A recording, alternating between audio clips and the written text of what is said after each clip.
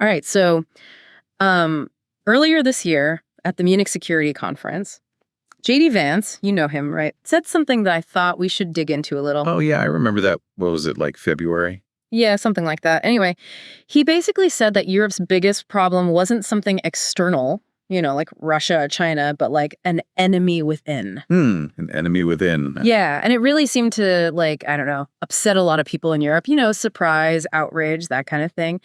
What I thought was interesting, though, was what he was pointing to with that whole internal threat idea. Yeah, what was it? Well, he wasn't talking about military stuff or the economy or anything like that. He was talking about Europe, maybe losing sight of some of its own core values, the principles it's supposed to have in common with, us, the US, and the big one he brought up, freedom of expression. Ah, that's interesting.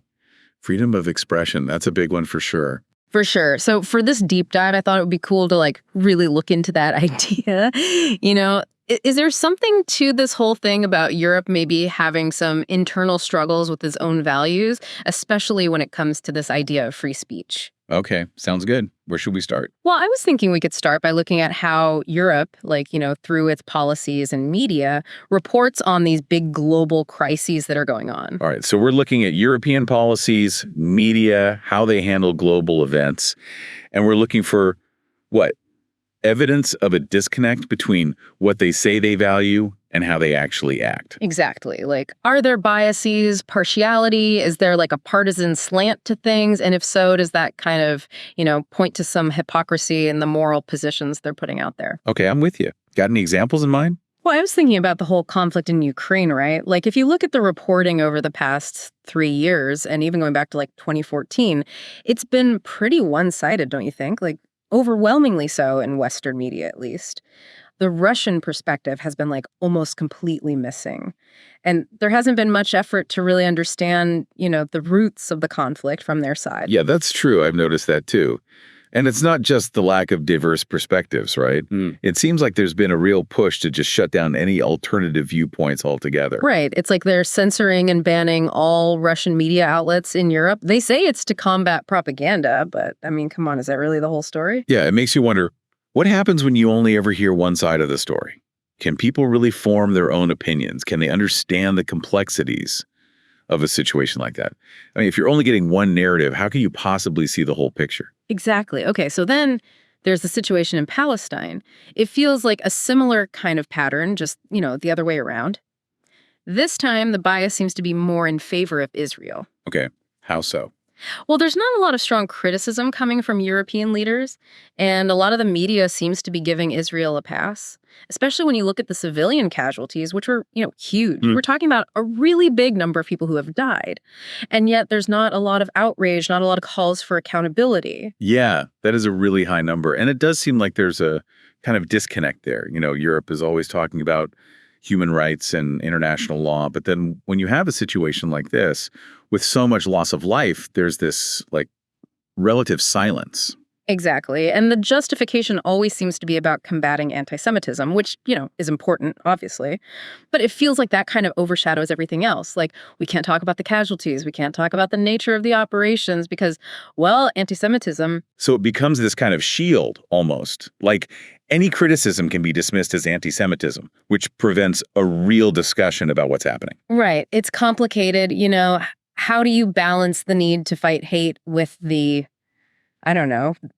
moral obligation to address these huge humanitarian concerns? That is the question, isn't it? Okay, so we've got Ukraine, we've got Palestine. What else? Well, I think this whole enemy within idea that Vance was talking about also comes up when you look at freedom of expression within Europe itself. Within Europe? Really? Yeah, it seems kind of ironic, right? They're all about fighting fascism and all that. But at the same time, they're also shutting down opinions that they don't agree with. It's no speech for enemies of freedom or no speech for enemies of democracy, that kind of thing. And you know what? It ends up silencing a whole lot of people. Yeah, you know what? That is interesting. Who gets to decide who the enemies of freedom are? And what happens when you start silencing huge chunks of the population like that? That comparison to China that Vance made is pretty wild, isn't it? The idea that maybe there's actually more freedom of speech in China than in Europe, at least in some ways, that's really makes you think. Right. It really does. And then you contrast that with how much attention they give to minority opinions that are against governments that they've already labeled as bad. Oh, yeah, good point. Like, think about all the coverage of the protests against Erdogan in Turkey, or Vucic in Serbia, or Putin in Russia. Exactly. Those are all over the news, and people are analyzing them and praising the protesters, and it's like this big, celebration of dissent.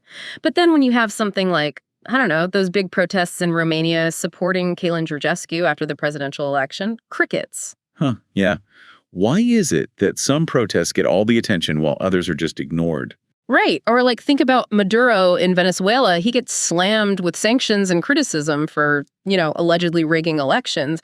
But then when the EU and French ministers, reportedly interfered in Romania to try and swing the election their way, nobody seems to care. It's like selective outrage. It does seem like there's a bit of a double standard there. Like, some things are just okay to interfere in while others are off limits. Right.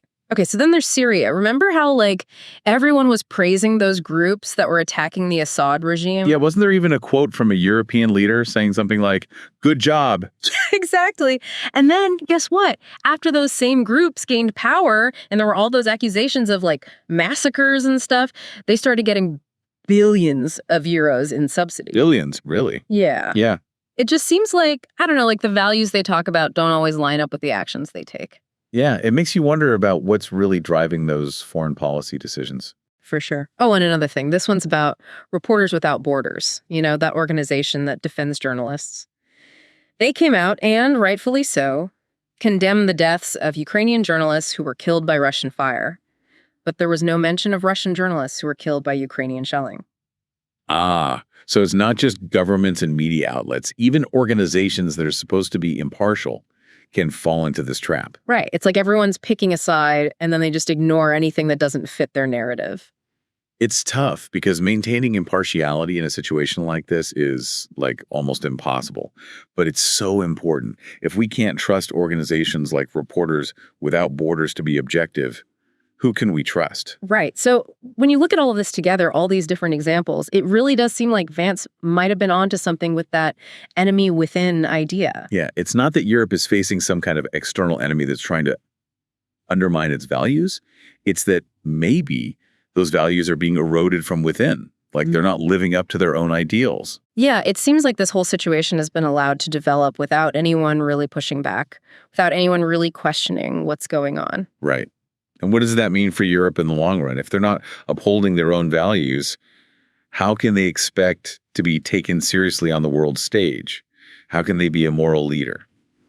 It's a good question, one that we should all be asking ourselves, I think. Definitely. Okay, so before we wrap up, I think it's important to acknowledge that J.D. Vance himself has his own baggage when it comes to free speech. Oh, yeah. How so? Well, he's been a big critic of cancel culture, and he's talked about how people with, more traditional views are getting shut down, especially in academia and media. And he's raised some good points about how a certain type of language, a certain ideology has become really dominant in those spaces. Yeah, that's definitely been a big topic of discussion lately. For sure. And you know what? It's interesting because you see a similar kind of thing happening with, certain administrations. They have their own set of terms, their own ideology, and they're not afraid to go after people who don't use them or who disagree with them. It's like the same concern, just coming from a different direction. So it's not just a left-wing or right-wing thing. It's about power and how it's used to control the narrative. Exactly. And that's something we should all be wary of, no matter what our political views are. Agreed. All right, so to wrap things up, it seems like there's some real evidence to support Vance's concerns. This inconsistency in how Europe upholds its own values, it's a real thing, and it's something that's been allowed to happen without much pushback. It really makes you think about, what responsibility we all have to hold our societies accountable to their own stated values. Absolutely. What does it mean for Europe's credibility, for its influence in the world, if it's not even living up to its own standards? It's a question worth pondering, for sure. It is. Subscribe to our podcast on Spotify, Apple Podcasts, and YouTube. We are here to make things clear. New episodes every day.